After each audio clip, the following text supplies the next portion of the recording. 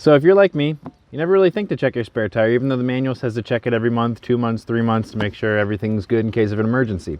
There are 4 things that you need to know about your spare tire as well as any tire, and that is 1, does it hold air pressure? 2, are the treads good? 3, is the sidewall intact? And 4, is it too old?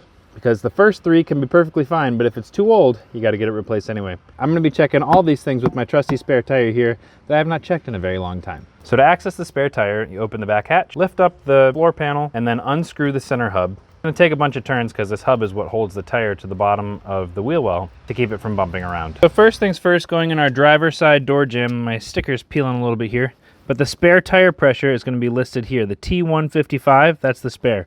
That's going to be 60 PSI. All right, so we're going to take our cap off. We're going to use our handy dandy but still kind of janky pressure gauge, and we're looking at about 35 PSI. We're going to add some air pressure here.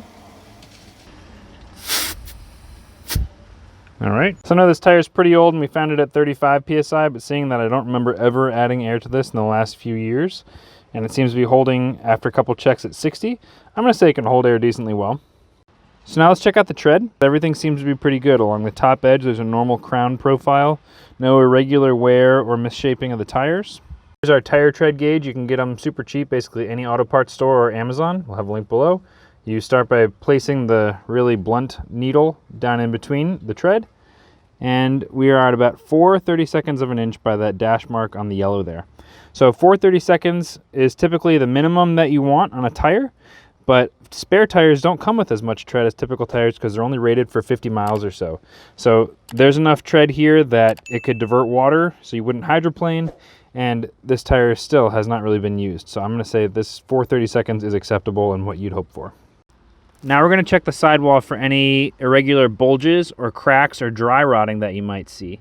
Typically it'll occur around the crest where the tread meets the sidewall.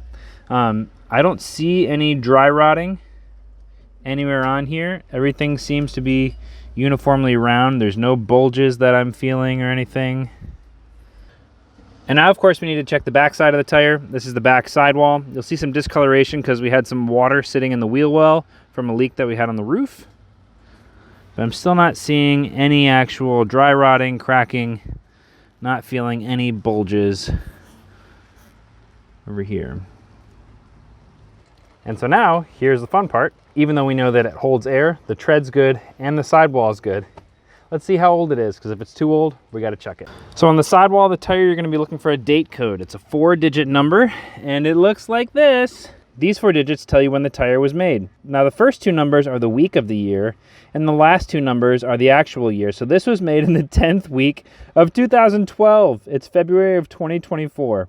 So yeah, I have to throw out the seemingly perfectly good tire because it's too old. Now, common convention for tires are any tire, once it reaches about 6 years of age, you should replace it. I looked it up, and spare tires are 10 years. We are 12 years past this spare tire, so I'm going to be looking at replacing it.